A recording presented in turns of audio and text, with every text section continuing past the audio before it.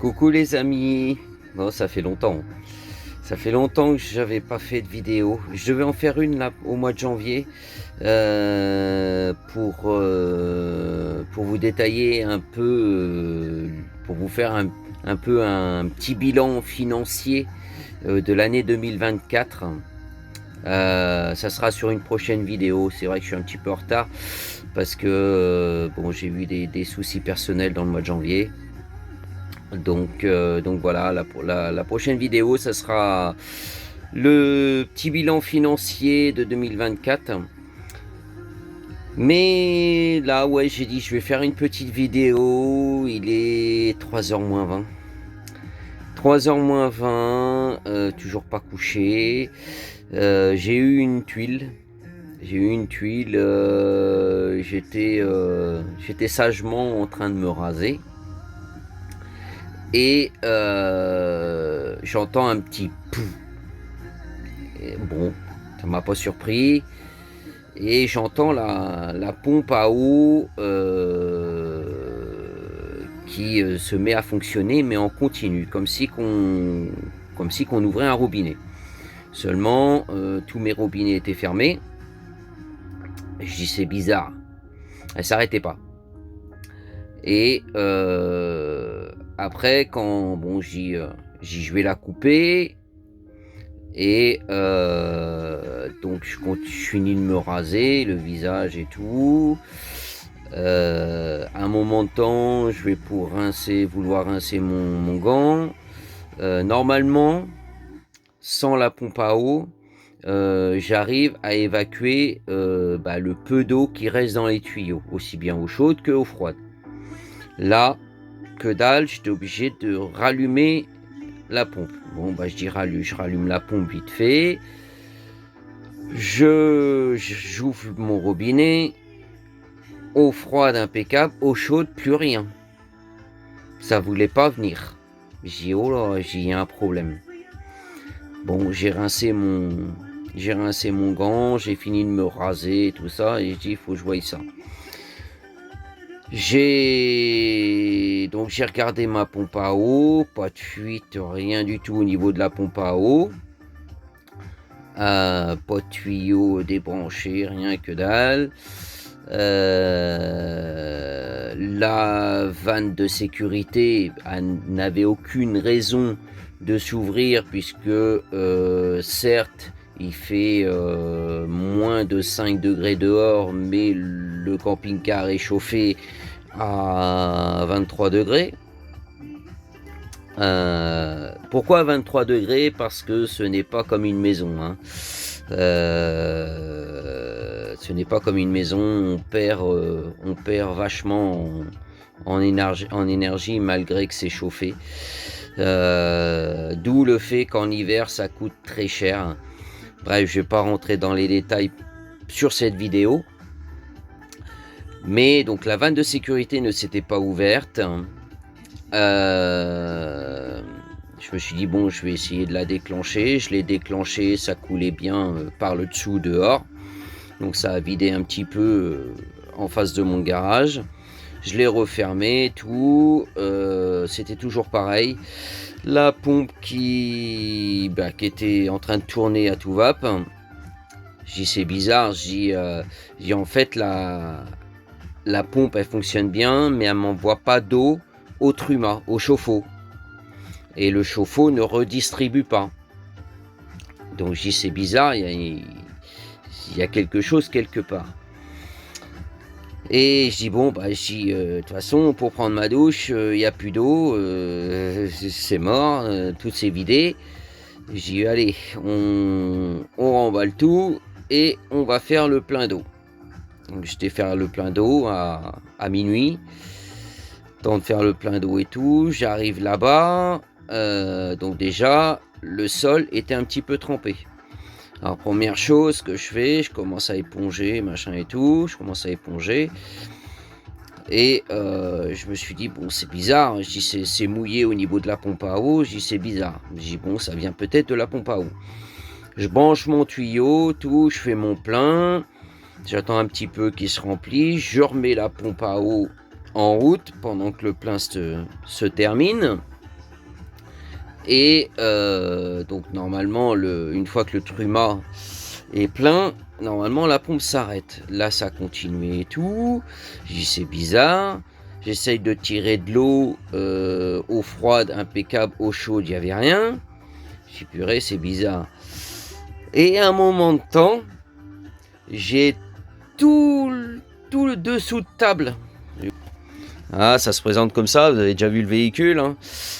Tout le dessous de table, là, tout là, c'était inondé. J'avais au moins 3 cm de flotte.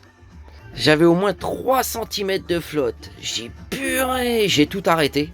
Tout arrêté, j'ai débranché mon tuyau et tout. J'ai tout arrêté, j'ai arrêté la pompe à eau. J'ai essoré. Ah, obligé, hein, obligé d'essorer. J'ai quand même vidé un demi-seau. Ouais, un demi-seau. Donc c'est là que je me suis aperçu, je me suis dit, bah non, ça fuit pas au niveau de la pompe, ça fuit au niveau du truma. J'ai ouvert la banquette, j'ai regardé au niveau du truma, au niveau du tuyau d'arrivée d'eau froide, je le voyais qui bougeait. J'ai dit, ça se trouve, ça vient de là. J'ai dit, bon, j'arrive pas à le déboîter ou quoi que ce soit, j'ai dit, c'est bizarre et tout, je remets la pompe en route et tout, je regarde. J'avais pas de fuite apparente, rien que dalle, je voyais rien. Et c'est bizarre. Je vais quand même regarder en dessous de l'évier, de la cuisine. Et du coup, j'enlève mes tiroirs là, je me coule en dessous, je regarde au cas où que c'était débranché au niveau de là, non, aucune fuite, je touche rien, que dalle. Je touche en dessous parce qu'en dessous on a justement tous les raccords qui passent en dessous pour alimenter la salle de bain et aller se nourrir dans le réservoir d'eau propre. Donc tout passe en dessous là pour aller rejoindre le truma qui est là. Et donc en dessous c'était trempé. Donc en dessous c'était trempé. Donc j'ai commencé par essorer. Plus ou moins ouais, essoré parce que c'est pas facile entre deux planches et tout ça quoi. Bon, c'était pas tellement mouillé non plus, hein, mais ça va quoi. La chance c'est que là on est en période hivernale, ça chauffe, donc le chauffage sèche vite, permet le séchage rapide, donc ça c'est un point positif. Et du coup je me suis aperçu que derrière le four il y avait un raccord tuyau d'eau chaude, il y avait un T qui distribue en fait un T qui distribue donc la cuisine, la salle de bain et un autre qui est relié justement au truma. Et celui-là du truma, il était débranché. Ah bah je dis cherche pas, je dis ça vient de là. Donc du coup, obligé de débrancher, parce qu'il était un petit peu court, donc obligé de débrancher le tuyau à l'arrivée du truma, tuyau d'arrivée d'eau chaude à l'arrivée du truma, pour retirer dessus, pour pouvoir le remboîter et le refixer en dessous, derrière le four en fait, de façon à avoir assez de, avoir du mou quoi. Je l'ai refixé, j'ai repassé le tuyau vers le truma, j'ai remboîté au niveau du truma, donc avec justement il y a des colliers, donc j'ai bien tout resserré, et j'ai refait l'essai, impeccable, ça fonctionne. Et là, il est quasiment 3h du matin, le temps de tout nettoyer et tout, et la douche, on verra demain. Donc voilà les petites boulettes qui peuvent arriver en camping-car, et puis ça prévient pas, c'est ça le truc, c'est qu'on est en train de se raser et tout, ou alors on est en train de prendre la douche, et puis d'un seul coup il y a une fuite. Voilà, ou alors c'est l'électricité, c'est... Voilà, par exemple, c'est quand c'est... on est dimanche maintenant, c'était jeudi je crois. Jeudi j'ai fait... j'ai mis du gasoil. Bon, c'est vrai qu'en ce moment, je roule pas mal sur la réserve. C'est pas bon. Mais bon, ça me l'avait déjà fait. j'ai mis du gasoil et quand j'ai démarré, voyant de pompe à injection, faire contrôler moteur. Je me suis pas inquiété, je dis c'est une merde, c'est une saloperie qu'il y a dans le filtre à gasoil, ça me l'avait déjà fait au mois d'août en Vendée, je me suis pas inquiété. Et ben, donc les quelques jours suivants, il me le faisait toujours, je me suis pas inquiété.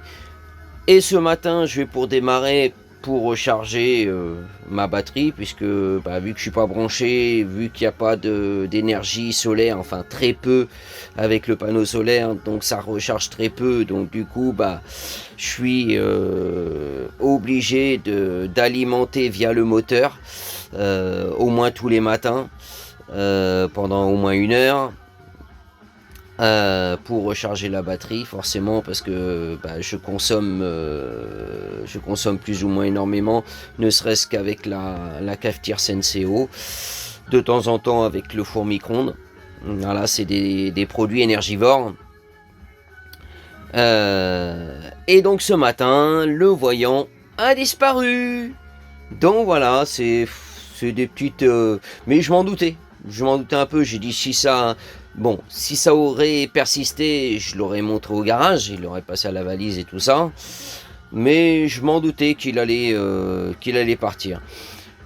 Enfin bref, c'est pas plus mal comme ça. Mais bon, c'est des choses qui arrivent en camping-car et voilà. Bon, c'était la petite vidéo. Sur ce, je vous souhaite à tous une bonne nuit. Moi, je vais me coucher. Hein. Et puis, je vous dis à la prochaine vidéo pour le bilan financier 2024. Voilà, bisous les amis. Ciao, ciao.